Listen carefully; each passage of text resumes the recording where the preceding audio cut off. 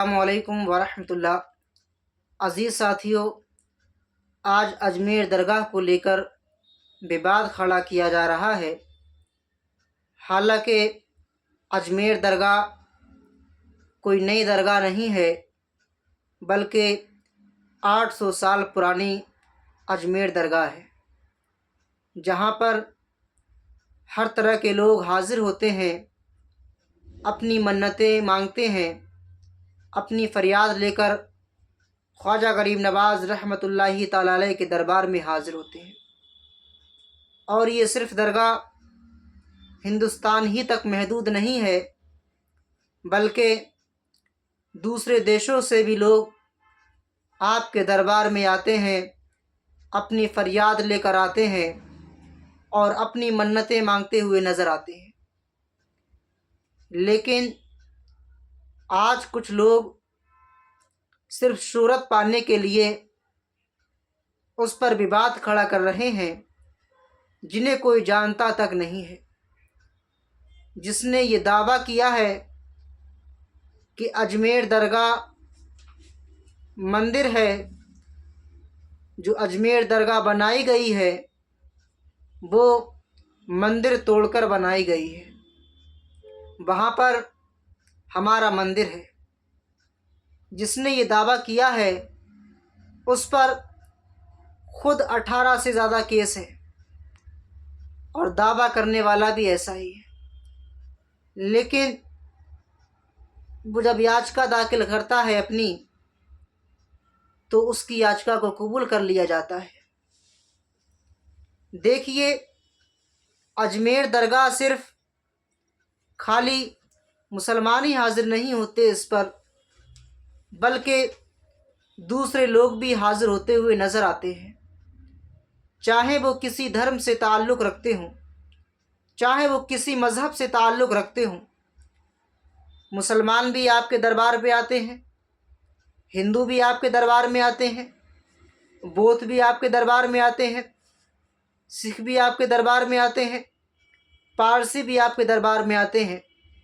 अपनी फ़रियाद लेकर आते हैं और इसलिए आते हैं ताकि इनके दरबार से हमें कुछ मिल जाए और हमारी बिगड़ी बन जाए। बेकस बेसहारा लोग आपके दरबार में आते हुए नज़र आते हैं और फ़रियाद करते हुए नज़र आते हैं। और ऐसा नहीं है सिर्फ़ गरीब ही लोग आते हैं, बल्कि अमीर से अमीर लोग यहाँ पर आते हुए नज़र आते हैं।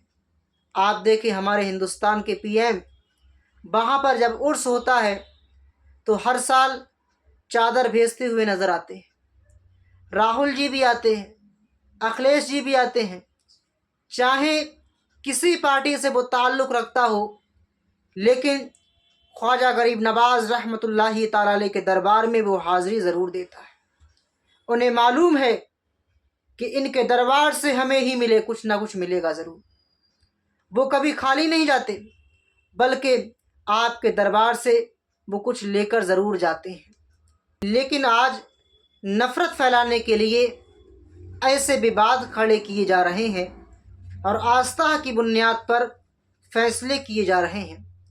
हालांकि हमारे हिंदुस्तान का कानून है, जो कानून है उसे कानून रहने दिया जाए, उसी के मुताबिक फ़ैसले किए जाए, आस्था की बुनियाद पर फैसले ना किए जाए। ऐसे लोग आते रहेंगे, विवाद खड़ा करते रहेंगे, लेकिन कि नफ़रतें फैलाने से कुछ नहीं होगा। जो लोग आ रहे हैं वो हमेशा आते रहेंगे। आपके दरबार से जो जुड़े हुए हैं, आपकी दरगाह से जुड़े हुए हैं, वो हमेशा आते रहेंगे। ऐसे लोग सिर्फ नफ़रत फैलाना चाहते हैं, आपस में बांटना चाहते हैं, धर्म की बुनियाद पर लोगों के दिलों में नफ़रतें पैदा करना चाहते हैं। हालांकि ख्वाजा गरीब नवाज़ रहमतुल्लाहि ताला अलैह के दरबार में जब आते हैं तो वो ये सोचकर नहीं आते कि यहाँ पर ये मुसलमानों का है। वो सिर्फ़ इसलिए आते हैं ताकि इनके दरबार से हमें कुछ मिले, हमें फैज़ मिले, हमारी जो बिगड़ी हुई है वो संवर जाए। देखिए, ऐसे लोग सिर्फ नफ़रतें फैलाते हैं। इन नफ़रतों पर ध्यान ना दिया जाए और हमारा सरकार से मुतालबा है जो भी लोग ऐसी हरकतें कर रहे हैं उन पर लगाम लगाई जाए ताकि वो दोबारा ऐसी नीच हरकतें न कर सकें। ओवैसी साहब ने इसी को लेकर अपना बयान जारी किया है। आप उनके बयान को सुने, वो क्या कह रहे हैं। कहा जा रहा उसके नीचे शिव मंदिर मौजूद है। 800 साल से दरगाह शरीफ है वहां पर, और 800 साल में अलाउद्दीन खिलजी से लेकर उसके बाद आप अमीर खुसरो की किताब है, उसमें इस दरगाह के बारे में लिखा गया। फिर बादशाह अकबर ने वहां पर कई चीजें बनवाई। फिर मुगलों का दौर जब खत्म हुआ तो मराठाओं का दौर शुरू हुआ। फिर मराठाओं का दौर जब कमजोर पड़ गए मराठा, तो 18,000 रुपये में उन्होंने अंग्रेजों को बेच दिया। उस वक्त भी कई, जैसे जयपुर का रॉयल फैमिली है, उन्होंने 40,000 का सिल्वर पेश किया दरगाह के लिए, खिदमत की दरगाह की। देश के हर प्रधानमंत्री उर्स के दौरान वहां पर चादर बिछाते हैं। हमारे पड़ोस में जो 2 ममालिक हैं, कंट्रीज हैं, उनका ऑफिशियली डेलीगेशन वहां पर जाता है। जो इंडियन डायस्पोरा है सारी दुनिया में, वो वहां पर अकीदत रखते हैं, आते हैं सुल्तान हिंद के पास। आज अचानक आप ये हरकत कर रहे हैं। तो सलीम चिश्ती की दरगाह नहीं है रहमतुल्लाह अलैह की, और ख्वाजा गरीब नवाज की दरगाह नहीं है। कहाँ रुकेगा बताइए। ये प्लेसेस ऑफ वर्शिप एक्ट 91 का क्या होगा? क्या अब डीवाईसी चंद्रचूड़ तो अब तो नहीं है, सीजीआई, क्या उनको अब ख्याल आ रहा है कि अगर वो इसको रोक देते? राम मंदिर के जजमेंट में उन्होंने प्लेस ऑफ वर्शिप एक्ट को, जजेस ने कहा कि ये बेसिक स्ट्रक्चर का हिस्सा है। बाद में सीजीआई ने खामोश हो गए जब चंद्रचूड़ थे। अब चंद्रचूड़ अपनी लेगेसी को प्रोटेक्ट करने के लिए हर जगह मीडिया चैनल बैठकर इंटरव्यू दे रहे हैं। उन्होंने देखा क्या कर दिया उन्होंने। ये आपने देखा संभल में क्या हुआ, 5 लोगों की, मासूम लोगों की मौत हो गई। अब भारत सरकार को पार्टी बनाया गया, मिनिस्ट्री ऑफ माइनॉरिटी अफेयर्स को, एएसआई को। अब नरेंद्र मोदी की सरकार क्या वो कहेगी जिस पर नरेंद्र मोदी ने अपनी चादर बिछाई है बहैसियत प्रधानमंत्री, कि वो दरगाह है नहीं है? एएसआई क्या बोलेगा? ये पूरा देश को डिस्टेबलाइज करने के लिए, और ये देश के हित में नहीं, हम बार बार आपको कह रहे हैं। ये जो ताकतों का ये जो लोग हैं, इनका डायरेक्टली इनडायरेक्टली ताल्लुक बीजेपी आरएसएस से है, इसे कोई डिनाई नहीं कर सकता। दिल्ली से लॉयर्स को लाकर आपने ये केस डाला है, और आप 800 साल से दरगाह है, इसको बोल रहे दरगाह नहीं है। तो फिर क्या होगा फिर देश में? क्या कोई खामोश बैठ जाएगा? अब कल कोई मुसलमान जाके बोलेगा नहीं ये वर्शिप की जगह नहीं है, किसी और की, मेरी है। देश चलेगा तो संविधान से चलेगा, रूल ऑफ लॉ से चलेगा, लॉ एंड ऑर्डर मेंटेन होगा नहीं होगा, ये सब चीजें हैं। इसको तो नरेंद्र मोदी को डायरेक्टली जवाब देना पड़ेगा देश को, कि आप इन लोगों को रोकेंगे नहीं रोकेंगे। सर, बांग्लादेश में जो हालात हैं, संभल में जिस तरह की घटनाक्रम सामने आए हैं, तो सरकार की तरफ से कहा गया है कि जो दंगाइयों हैं उनसे कैसा लेंगे आप बगैर कोर्ट में प्रूफ करे? कैसा फोटो लगाएंगे आप? राइट टू प्राइवेसी का जजमेंट है, right to privacy fundamental right है। किसकी फोटो लगा देंगे आप? क्या कोर्ट ने प्रूफ किया? कोर्ट में प्रूफ करिए आप। और सबसे पहले जब तक वो पुलिस ऑफिसर सीओ रहेगा, एसडीएम होगा, इंसाफ तो होगा नहीं। उन्हीं की मौजूदगी में सब तमाशे हुए, फायरिंग हुई, 5 लोगों की मौत हो गई, वहां पर मर्डर किया गया उन लोगों को। प्रियंका गांधी ने शपथ ली आज, लेकिन उनको ये कहा जा रहा है कि वो मुस्लिम लीग की सांसद ने शपथ ली आज। कौन? प्रियंका गांधी की शपथ को बीजेपी कह रही है कि मुस्लिम लीग की सांसद ने शपथ ली है। तो फिर आप तो स्पीकर पर सवाल उठा रहे हैं, स्पीकर पर सवाल उठा रहे हैं लोग। फिर तो सर, संभल में ग्राउंड से 41 कारतूस बरामद हुए हैं। वहाँ पर प्रशासन का कहना है कि उनकी दंगाइयों की तरफ से गोलियां चलाई गई थी। वो जो वीडियो दिख रहा है जो पुलिस वाले मार रहे हैं, वो क्या था? फूल बरसा रहे थे, फूल बरसा रहे थे वो लोग। जो विजुअल्स हैं सारी दुनिया देख रही है, वो फूल बरसा रहे थे क्या? और आप उसको नया ट्विस्ट देते हैं हर थोड़े दिन को।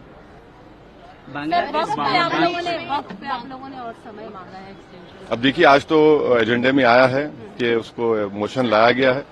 देखिए वो क्या, अभी तो बोलना है, देखने वो जब आएगा 12 बजे पता चलेगा। बांग्लादेश मंदिर के सीयर को उनको अरेस्ट किया गया है, और जिस तरह का घटनाक्रम आया भाई, भारत सरकार ने अपना जवाब दिया है, हम उसकी तायीद करते हैं। एमईए ने जो दिया है, सरकार की तरफ से क्या, और सरकार की तरफ से जो आया है, हम तो जब सरकार बोल रही है तो हमारी तरफ से बोल रही है ना, और क्या है। सामने आया है, दावा किया जा रहा है ये हिंदू मंदिर था, अपील कोर्ट ने दी। 800 साल से दरगाह है ख्वाजा अजमेरी की। 800 साल उस दौर में मुगलों ने हुकूमत की, बादशाह अकबर ने वहां पर बहुत कुछ तामीर करवाया, फिर मुगल खत्म हुए, मराठाओं का राज शुरू हुआ। फिर मराठा के बाद उन्होंने अजमेर को 18,000 रुपये में अंग्रेजों को बेच दिया। 1911 में क्वीन एलिजाबेथ आई तो वहां पानी का हाउस बनवाया। नेहरू से लेकर जितने प्रधानमंत्री बने वो वहां पर चादर भिजाते हैं। आप बताइए क्या करना चाह रहे हैं लोग? आखिर क्यों इतनी नफरत पैदा कर दिए बीजेपी आरएसएस वाले मस्जिद दरगाहों के ताल्लुक से? प्रधानमंत्री नरेंद्र मोदी खुद चादर भिजाते हैं। अब बताइए उस पर क्या बोलेंगे वो? उन्होंने मिनिस्ट्री ऑफ माइनॉरिटी अफेयर्स को पार्टी बनाया तो नरेंद्र मोदी की सरकार उसको बोलेगी कि वो दरगाह है ही नहीं है। प्लेसेस ऑफ वर्शिप एक्ट तो इस्तेमाल ही नहीं हो रहा। लोअर कोर्ट आखिर प्लेसेस ऑफ वर्शिप एक्ट को क्यों नहीं सुन रही है? आप हर जगह पर जाकर बोलेंगे नहीं यहां पर मस्जिद नहीं थी, यहां पर दरगाह नहीं थी, यहां पर कुछ और था, तो फिर कल कोई मुसलमान जाकर कोई बोल दे जाकर के नहीं यहां पर ये नहीं था, यहां पर वो था। कहां रुकेगा फिर ये? रूल ऑफ लॉ कहां जाएगा? डेमोक्रेसी कहां जाएगी? लॉ एंड ऑर्डर कहां जाएगा? हमने देख लिया संभल में 5 लोगों ने अपनी जान गंवा दी। इतना बड़ा गड़बड़ हो गई, वहां पर वायलेंस हो गया। तो ये तो देश के हित में नहीं है।